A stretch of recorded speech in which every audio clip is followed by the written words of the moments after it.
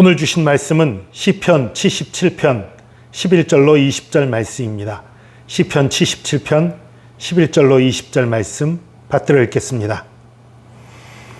곧 여호와의 일들을 기억하며 주께서 옛적에 행하신 기이한 일을 기억하리이다. 또 주의 모든 일을 작은 소리로 읊조리며 주의 행사를 낮은 소리로 되뇌이리이다.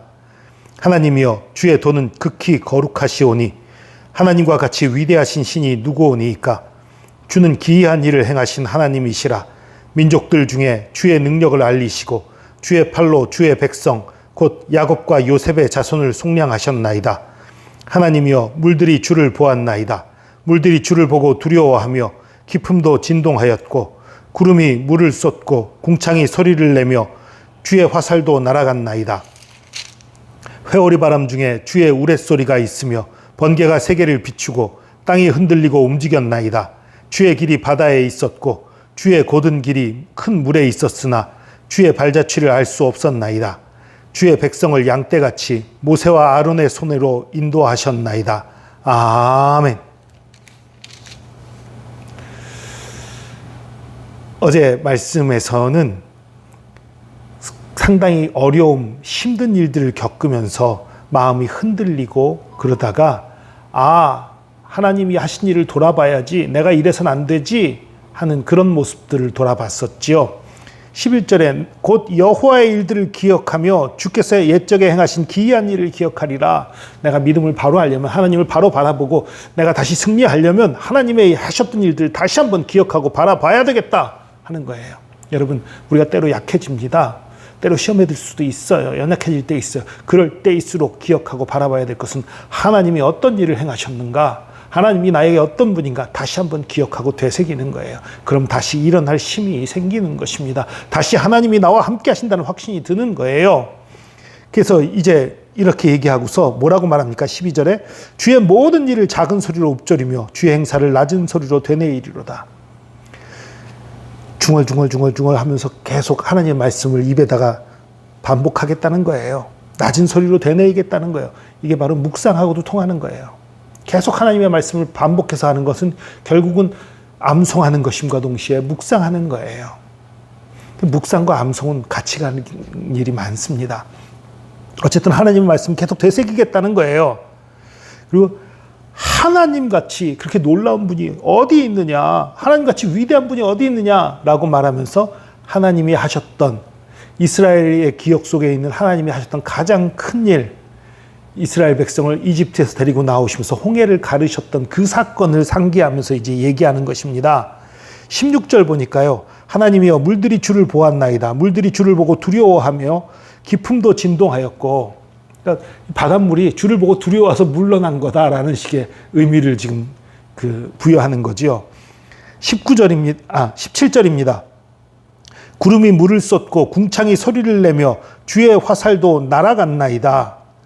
구름이 물을 쏟았다는 거는 비가 내린다고 생각하면 되고요. 궁창이 소리를 낸다는 건 뭐예요? 천둥 소리 있죠. 주의 화살은 번개를 비유적으로 표현한 겁니다. 그리고 이게 또 반복돼요. 회오리 바람 중에 주의 우레소리가 있으며 번개가 세계를 비추고 땅이 흔들리고 움직였나이다. 그리고 주의 길이 바다에 있었고 주의 곧은 길이 큰 물에 있었으나 주의 발자취를 알 수 없었나이다. 주의 백성을 양떼같이 모세와 아론의 손으로 인도하셨나이다. 홍해를 가르고 주님의 백성을 그 사이로 인도하셨습니다 라고 얘기하는 건데요. 출애굽기에 나타난 그 홍해를 가는 장면에서는 밤새도록 바람이 불어서 물러가게 하고 그 가운데로 건넜다라는 아주 단순한 얘기만 써 있어요. 그런데 오늘 이 시편으로 봐서는 이스라엘에 전해 내려오는 얘기들은 단순히 바다 물만 갈라진 것이 아니라 그날 비바람도 치고 천둥과 번개도 있었다는 사실을 알 수 있어요. 그걸 지금 묘사한 거예요. 그러니까 하늘에선 천둥 번개가 치고 비바람이 부는 그런 상황에서 홍해 바다가 갈라지고 그 사이로 이스라엘이 지내와서 구원받았다. 그걸 노래하는 거예요. 이 사건을 왜 자꾸 노래합니까? 이렇게 위대한 분이, 이렇게 큰 일 행하신 분이 우리 하나님이시다. 그리고 이렇게 큰 일을 하실 정도로 이스라엘을 사랑하시는 분이 우리 하나님이시다. 그래서 되새기는 거죠. 그러면 오늘 우리도 홍해를 가른 그 사건을 다시 되새겨야 할까요? 물론 그거 되새겨도 돼요. 그러나 우리가 새길 더 큰 사건이 있지요. 예수 그리스도의 십자가입니다. 우리 때로 그런 생각이 들어요. 하나님이 날 사랑하지 않는 거 아니야? 내 기도에 응답 안 하지 않는 거 아니야? 내 기도에 응답 안 하시고 날 버리신 거 아니야? 이런 의심과 두려움이 들 때가 있어요. 그러나 우리 하나님이 하신 가장 큰 사건, 가장 큰 사랑이 나타났던 사건, 십자가를 바라보십시오.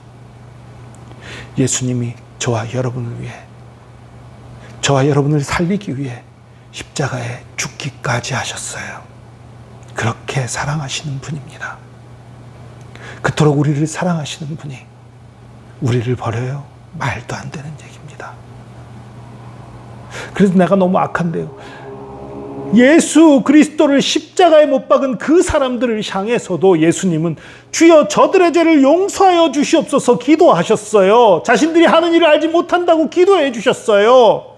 그 하나님이, 그분이 우리 예수 그리스도십니다. 그분이 저와 여러분을 사랑하세요. 흔들리지 마세요.